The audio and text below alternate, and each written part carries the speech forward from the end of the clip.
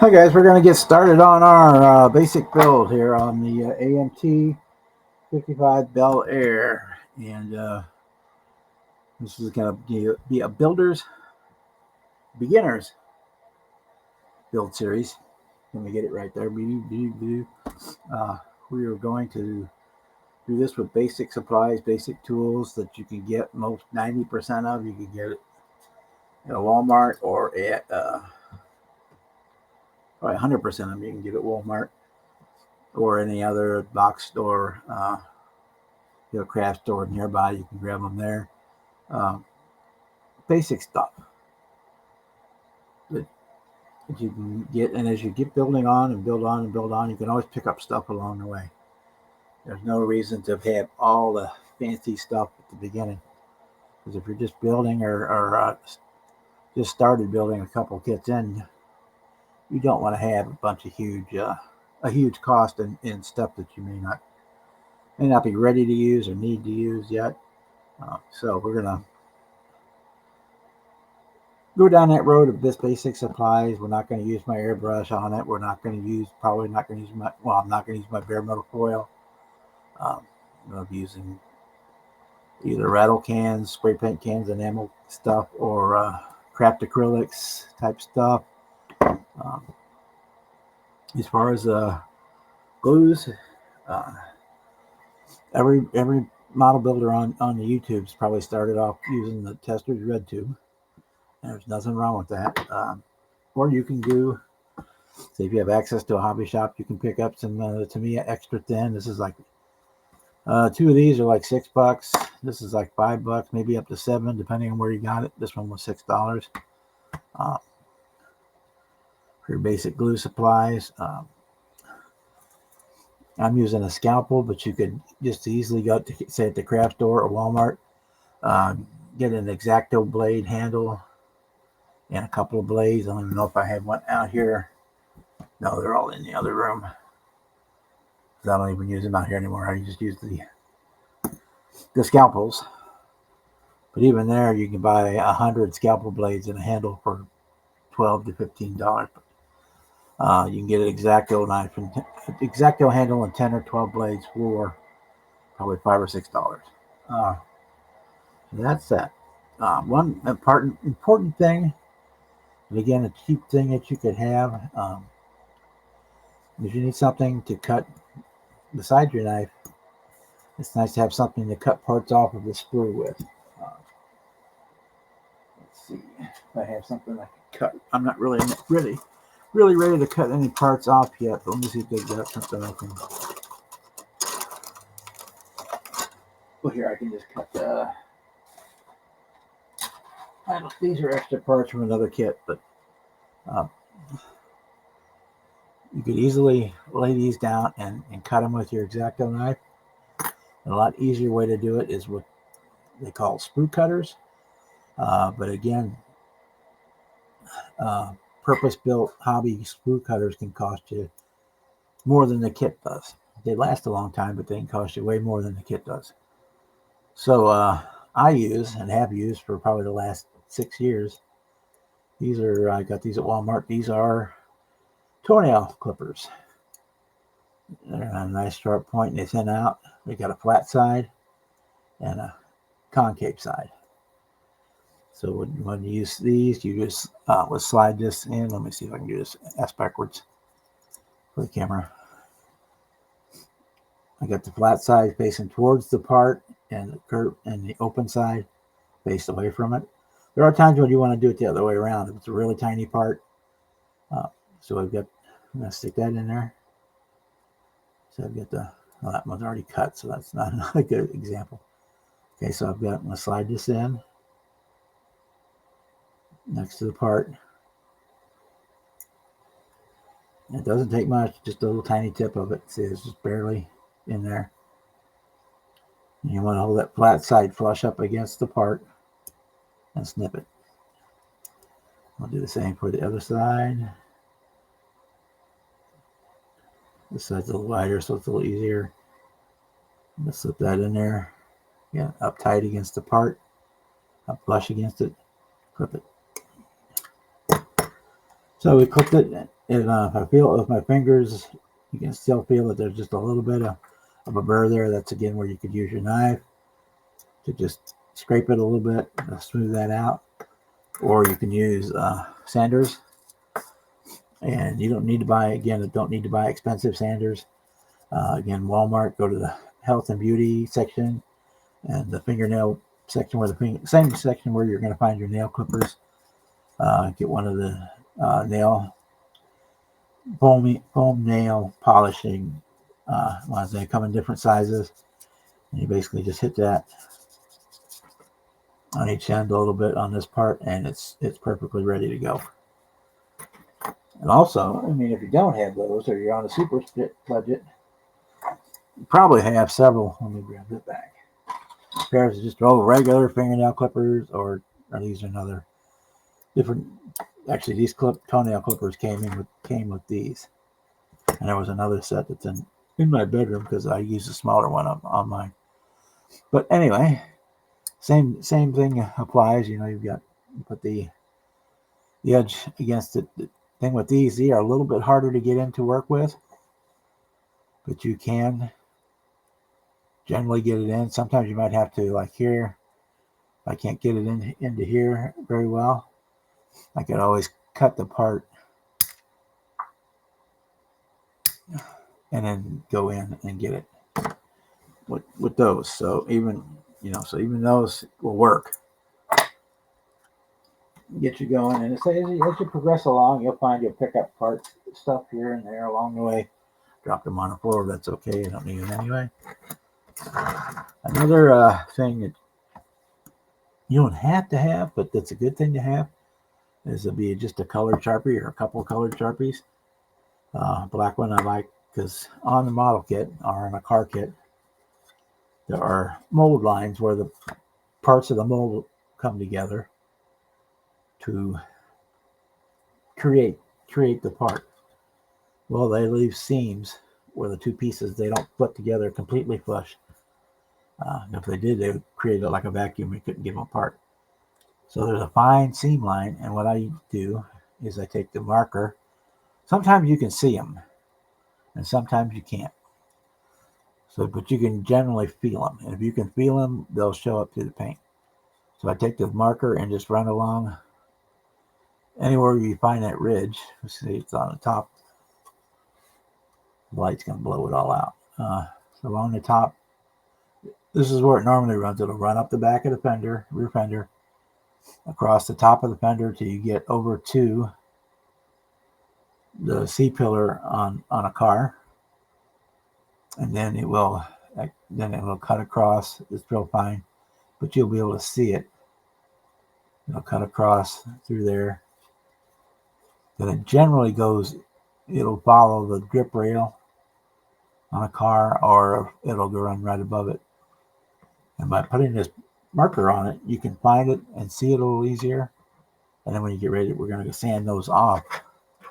On this particular car, it runs up to the windshield, and then it actually runs through the door jamb, so you don't have to worry about that until it gets to the trim. But we don't want to sand that off completely. You just want to knock that sharp edge off. And it runs all the way down, again down to the headlight, and then it runs down the front, all the way down to the front of the bumper. On this one, actually, there's one on the inside too that it runs over to the engine bay on each side. It's the same on both sides.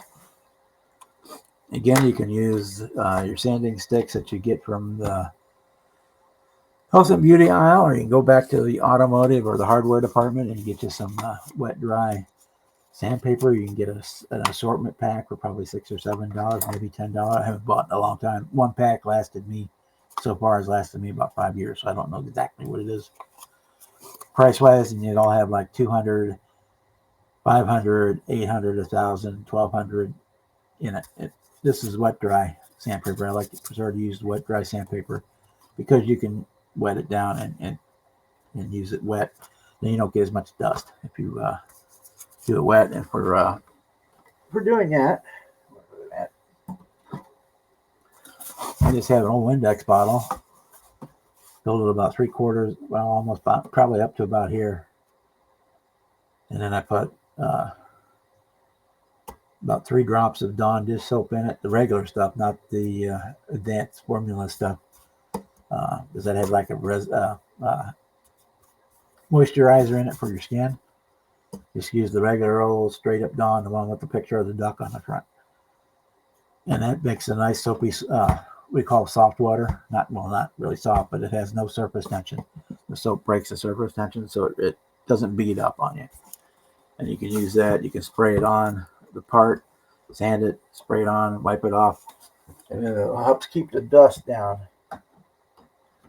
And as you advance, you might get into where you get the little Dremel sander or the desk base sander. But that's stuff. That's down the road stuff. That's not stuff you need right away to get going, because you can build a great model of just basic stuff. And my plan is this one will be on the table at the contest coming up. But I'm going to do it with you guys as a basic build. I'm going to do it out of box. They're going to be basically the only parts that will be on the kit will be the ones that came out of the box. I won't go searching through my other parts.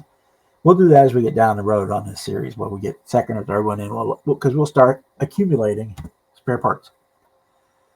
It's like this car comes with 2 different sets of wheels, so whatever set you don't use on this one, you're going to have extra.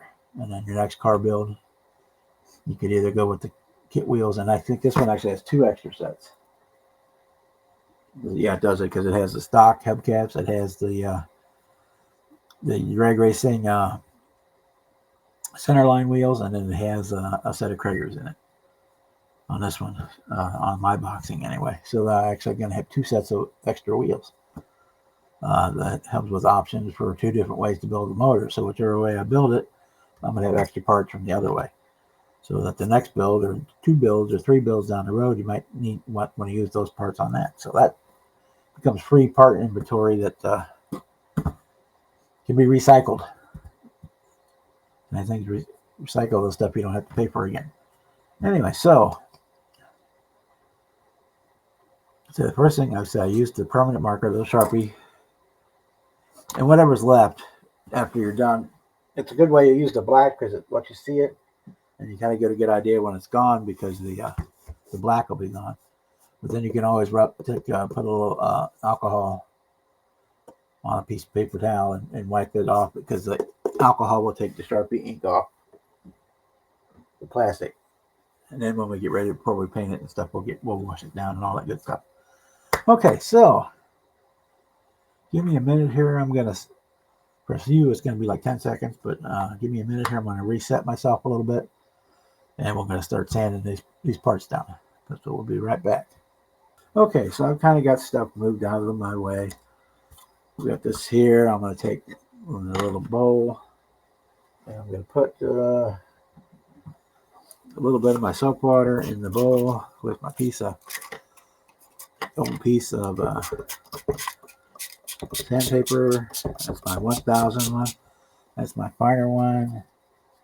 What's this one? This one is 220. So I've been using the same sheet for probably 3 or 4 years, because I use a little piece at a time. We're going to throw a little bit of that in there, soak it down, get it wet. And you don't want to use a lot of pressure when you're sanding. Less is definitely more. And on some seams, if they're fairly high, again, you can take your X-Acto and just run it along. We're not cutting. It's like you're pulling backwards. The blade is facing away from where you're cutting, and you're actually just scraping it, and you can actually scrape a lot of that off. And then we'll just go ahead and be able to touch up, sand it. You can do a lot of it with this, with your X-Acto. But anything that's super prominent, and also you can use it if you have flash. The flash is where the mold didn't quite close together good enough, and some of the plastic squirted out whenever making the mold. And that's just, usually you can just pop it off with your fingers, or run an X-Acto blade along it, and it'll come off. It's not a big deal. It was a little bit A very tiny piece right there. So we've done that. So you don't want to use any real pressure, just went very light. And I'm gonna start on probably the easiest one to do, which is the one here on the roof. That's the wet sanding, so I'm gonna wet the body down a little bit. Take my sandpaper. You can wrap it around a toothpick, not a toothpick, a popsicle stick if you have one, or I could use the backside of my knife handle. If you want something you need to keep flat, or if it's doing a real small one, you can I just put it in my fingers. If you're doing a big area, then you want something flat so that you don't sand in the finger lines, which will be low spots.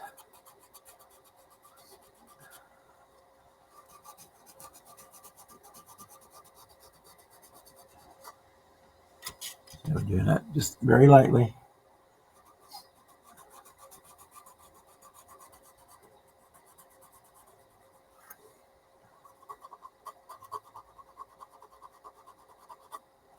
And you'll be able, as you do this, you'll be able to hear when the seam is gone, because the sandpaper will sound different. It'll quit sounding scratchy. I don't think the microphone's probably not picking it up. When I hit a place where I'm at a place where it's got the seam is still pretty high, the sandpaper is louder, but you get somewhere where the seam is gone, then the sandpaper gets a lot quieter. And we'll take a piece of paper towel, wipe it off, and let's see. So I'm trying to do this with, and you can see back here over the back window, we've just about got it gone. And with the rear window frame here, you don't have to mess with it. You just kind of run the knife over it one time to get the edge off. But up from here, we need to get all that out. So you go a little, check it, wipe it off, check it, go a little, wipe it off, check it. Because it's a lot easier to take off than it is to put back on. But you just take your time with it. So I'm using very light pressure. And just working on just that edge.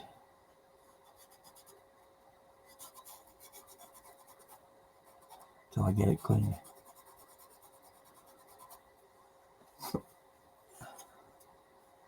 Right now the camera won't zoom in on it, but I know the ridge is still there because the top of it is white now, but there's a thin black line on either side because it's still higher than the roof line of the car.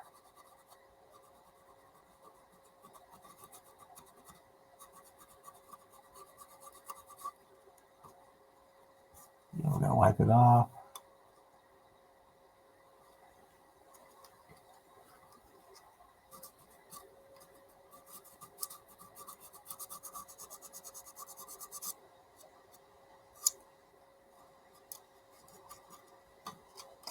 And back here, where the C-pillar, when I say C-pillar, the front one is always the A-pillar. If there's one in the middle, that's a B-pillar, and the one at the back is a C. But if there's only two, then you've got an A and a B, but it goes in alphabetical order from front to back. It just helps when we're talking about it. If I say do something with the A pillar or B pillar or C pillar, gives you an idea of what's where. Okay, over the back window, I pretty much have that done. We're going to get the front window done, and then we'll come back with 1,000 grit sandpaper. You can use 500 if you work your way up, but if you do this real lightly, you should not have to. You won't have deep scratches, is what I'm getting after. You're just taking off just that little ridge of plastic.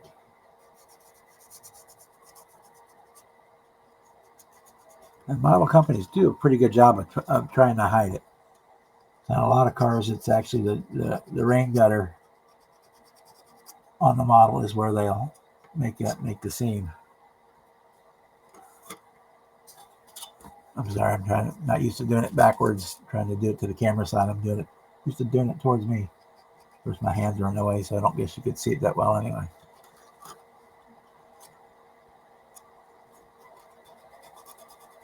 I'm just going to do this one section here, and then we'll come back after it's done. Because you don't want to sit there and watch me sand for an hour or less, half hour, whatever it takes to get it done.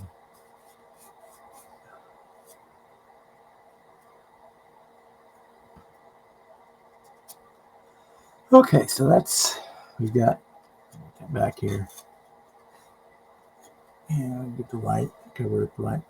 So what the black you see there is what's actually in the door jamb seam that we'll have to clean out with the alcohol when we get ready for that. And the same thing back here on the C-pillar, that's actually below what ink went below where it's at. If I run my finger across it, I can feel that there's no more ridge, but it's a little rough from the sanding. So I'm going to bump up to my 1000 grit. And again, I'm going to do it super, super light. I'm going to try to do it this way, maybe.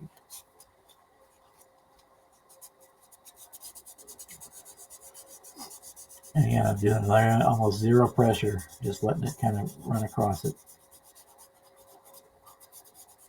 And you can tell when it's smooth because the sound will change.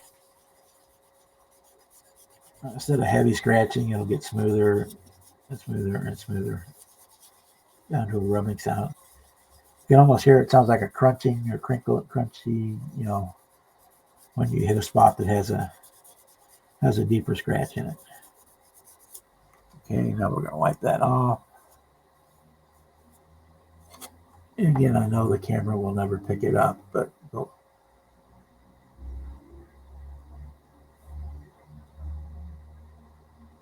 there we go. So now that seam line is gone. And all that's left is the opening where the door would open.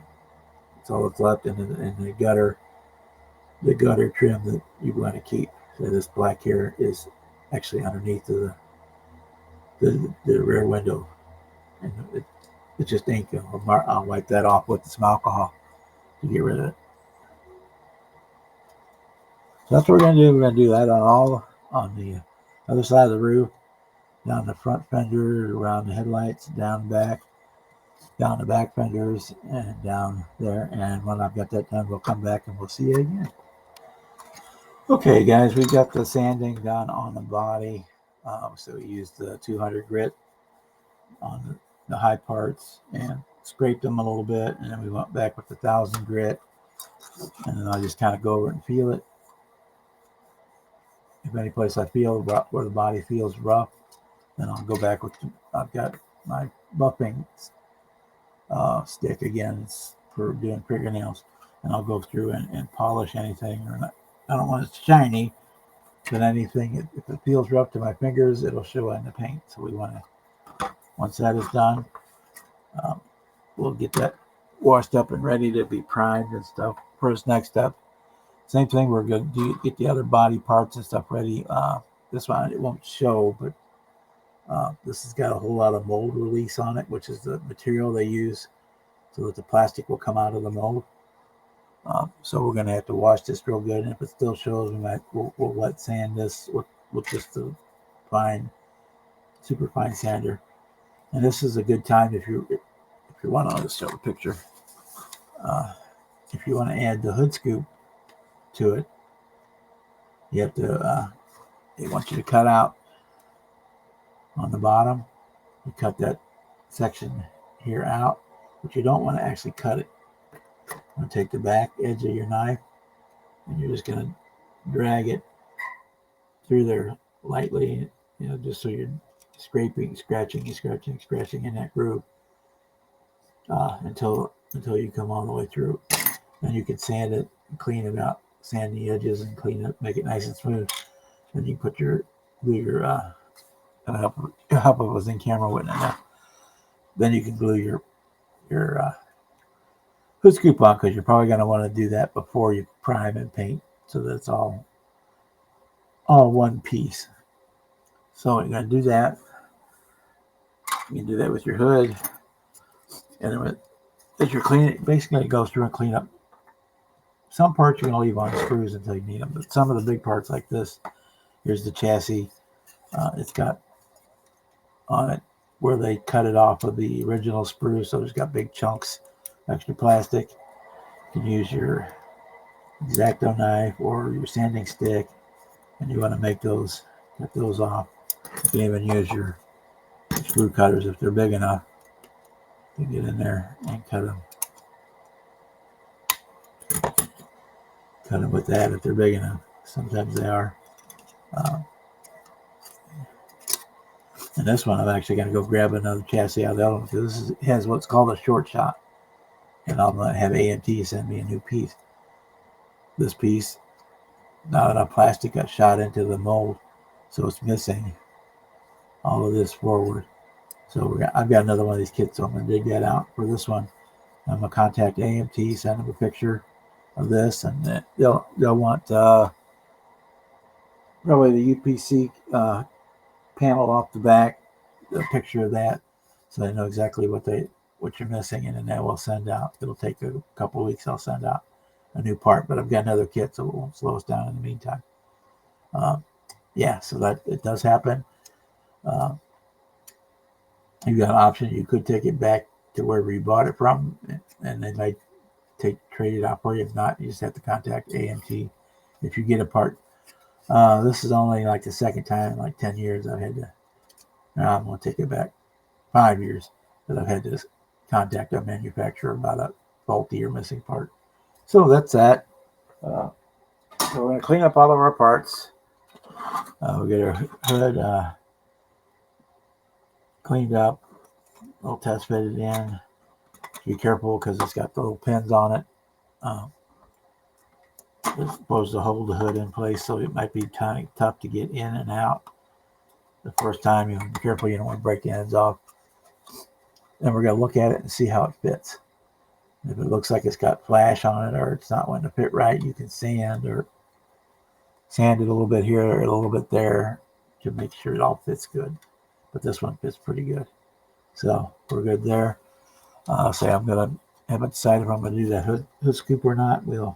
If we do put it on, I will go through that in the build. I said this is kind of hard to get in and out. I usually cut the pins off because it's just easier to get it